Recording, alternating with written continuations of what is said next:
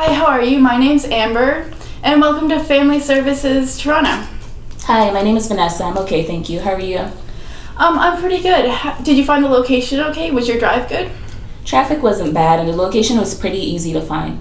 That's good. So there's just a few things we need to go over before we get started. Okay. So everything you say here is completely confidential, except for if you're going to harm yourself or others. We have a confidentiality agreement that I just need you to sign before we can get started.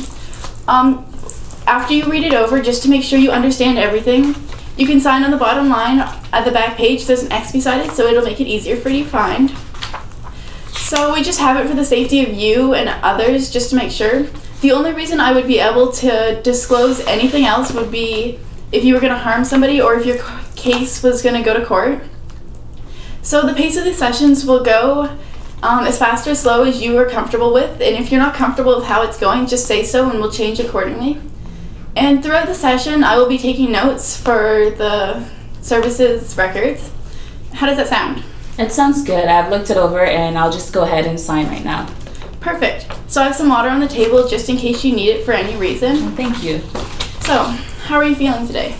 I'm feeling all right, I guess, but a bit overwhelmed. What has you feeling overwhelmed? Well, I'm the CEO of Fruits. Work has been so stressful lately, and I just have so much responsibilities, just a lot on my plate. On top of that, I recently found out that I was pregnant. Congratulations. How far along are you? I'm 3 months pregnant. And how are you feeling with the pregnancy so far? Well, when I first found out I was pregnant, I was surprised but thrilled. I mean, I wasn't expecting to have a baby at this stage in my life. After all, I'm already 40 years old. But my husband was so excited when I told him about it. Well, that's good. It sounds like he's very supportive of your pregnancy.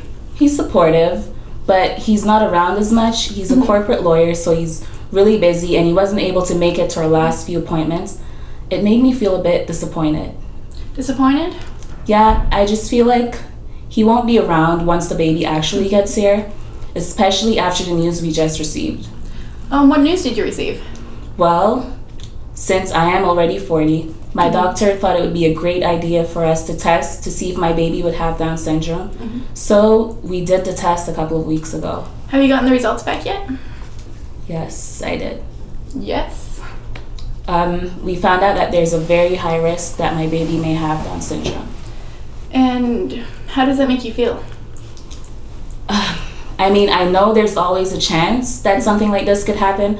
I am 40 and the possibility is always there, but I didn't expect this to happen to me. This is the kind of thing that happens to other people, and I really wasn't expecting it. My sister, she's already on their 4th child, and she just seems so great at everything that she does. It sounds like you're very overwhelmed and you haven't had a proper amount of time to fully take in all this information. Have you told your husband yet? Well, I've shared the information with him. He seemed very taken back with this new information. I could see the disappointment in his eyes. How did it make you feel to see the disappointment in your husband's eyes? It made me feel so sad. My heart dropped. I thought sharing this information with him would bring me some support, but he just got so distant after everything, and the next day he came up to me and told me that it would be better off if we got an abortion.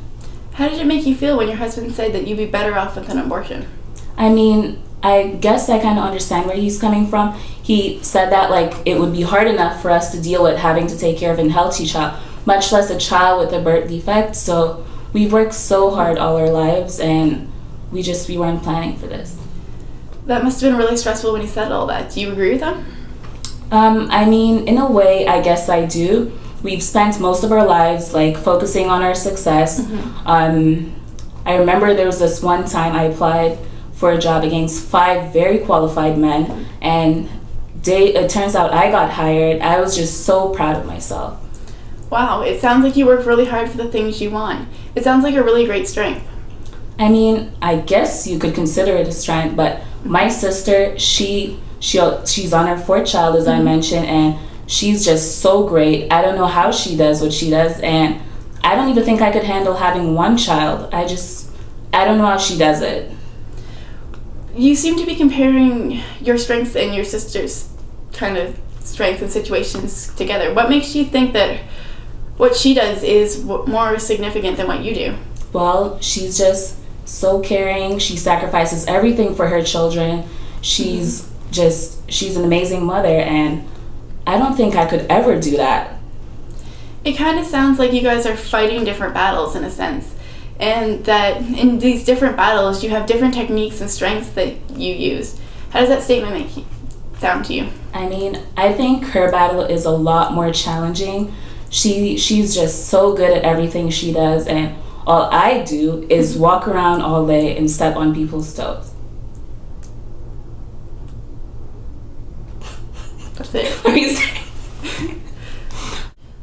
I understand what it's like, feeling that you're not able to compare to your sister. When I was growing up, my older sister was better at me than everything. She went to school, she had perfect grades, she did soccer, dance, jazz, everything. My parents were always so proud of her. And I always felt like such disappointment to them, like I couldn't compare and like I wasn't good enough. Is that kind of how you're feeling today, Vanessa? That's exactly how I'm feeling. It's like whatever I do, it's just not good enough. Well, why would you feel that way? Because it seems to me, like from what you've told me, that what you and your sister are doing are two very different things. They don't even compare. So why does it matter if she's better or maybe does something a little bit differently than you? Well, my mom always treated her better. Like, she was always my mother's favorite. Could you tell me a little bit more about your relationship with your mother? And why you think that she favored your sister? Well, one time when I was 18, I just started university. I had a huge assignment due. It was worth 50% of my mark. It was a huge essay. And my sister wasn't in school or working, and she was just reading a fashion magazine. And my mom asked someone to unload the dishwasher, and she asked me. And I just unloaded it 4 times, so I didn't feel like it was my responsibility. And my mom just blew up when I told her no. She said that I was just a disappointment, and she tried aborting me twice. And then she wished I wasn't alive. I'm so sorry. That must be really hard to hear. Do you need a tissue or a water bottle? I need some water. Here you go. Do you need a second? Yeah, if you don't mind. Of course. Okay. So that must have been really hard to hear something like that. It sounds like you didn't have a very good maternal figure when you were growing up. I didn't, and I'm really nervous that it will, repeat to my child. I won't be a good enough mother for him. That you'll maybe end up resenting them because of the way that you felt with your mother? Exactly. From what you've told me today, I hear a really big difference between you and your mother, Vanessa. I mean, when you came in today, you were really excited about having this baby. When you told me about it, you were just glowing. You had this really happy aura about you, even though you were a little nervous about the birth defects. And that already sounds like a really big difference compared to your mother. I was really excited about the baby, but ever since my husband told me to get an abortion, I just feel like I won't have the support I need to raise a child on my own. This is your first child, am I correct? Yeah, you're correct. Well, a first child is often very difficult and stressful for both of the parents, and especially one that could potentially have Down syndrome. Do you think that maybe he's just scared and nervous about it, just as you are? Maybe that's what brought on those feelings about trying to convince you to have an abortion. I guess that could be the reason why he told me to get an abortion. I just don't know what kind of support we could get. Well, there are actually plenty of supports for you if you decide to keep the baby. So first I have one. This is actually a fantastic support. It's a parent teaching kind of class, and basically what they do, they work with people who have children who have disabilities, and they teach you how to parent your child, how to communicate effectively, how to work together. And if you see over here on the pamphlet right there, they even have a support group where you could talk to people who are going through the exact same thing as you are. They'll give you a chance to relate to somebody, and I found a lot of clients who have utilized that say they felt so much better afterwards, like they weren't as alone. Yeah, sounds really great. Do you think that that's something that you could use? I think it's something I could use. I'm just really nervous because I'm really busy with work as well, right? Mm-hmm. And I just don't know how I can manage work and the child with Down syndrome, let alone a normal child.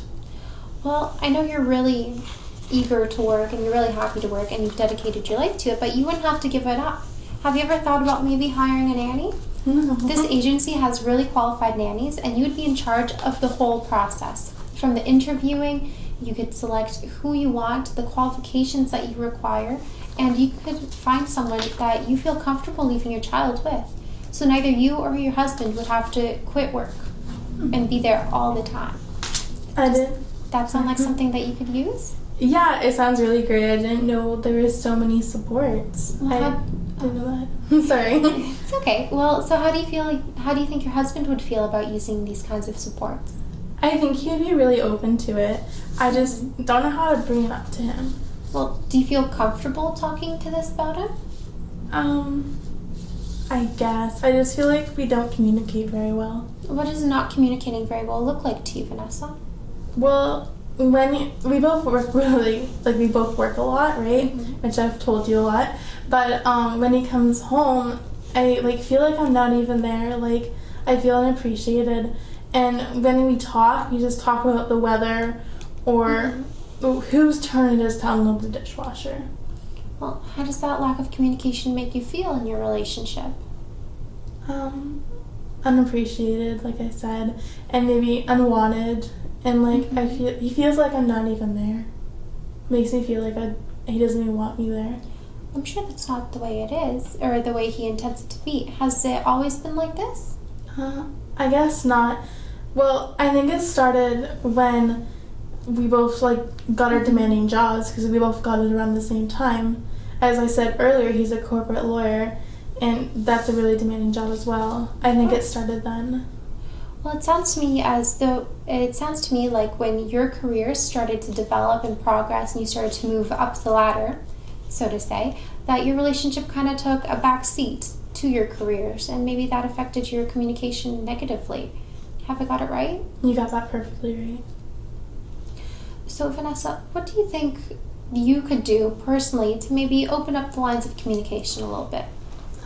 Maybe I could start with small things and make my way up with more difficult, more tragic, not tragic, but More serious? more serious concerns. Is there a particular time that you would be able to do these kinds of things? Time to spend together? Yeah, actually we both have Sunday afternoons off, which is rare, but we both have Sundays afternoons off, and I think we could actually do something then maybe. Yeah, that sounds great. So, Vanessa, let me ask you a question. When you're communicating with your husband and you guys are having a conversation, do you show him that you're listening to him intently and that you care about what he's saying to you, or do you just kind of brush it off? I think we brush it off. I brushed it off. I think I just nod. I don't think I really pay attention to him. Well, what are some things that you think that you could do in order to make him feel as though you care about what he's saying? I guess I could maybe have really good eye contact with him, body language, and maybe stop what I'm doing and pay attention to him. Those sound like really good ways to start. So, if you did that, do you think that he would reciprocate those actions? I think he would reciprocate those actions. I think he would. So if you use these techniques that we talked about today, would you feel more comfortable talking to your husband about wanting to keep the baby? I think I would. I just feel really nervous about talking to him about this. Well, honestly, I think that you should give it a shot with him. Be honest, be open, be genuine. You seem like a very nice person, and you're very sweet. But if it doesn't work out with your husband, or maybe he doesn't listen, or the conversation doesn't go the way you want, maybe you could come back with him and we can discuss it all together as a group. How does that sound? I think that sounds great. Thank you.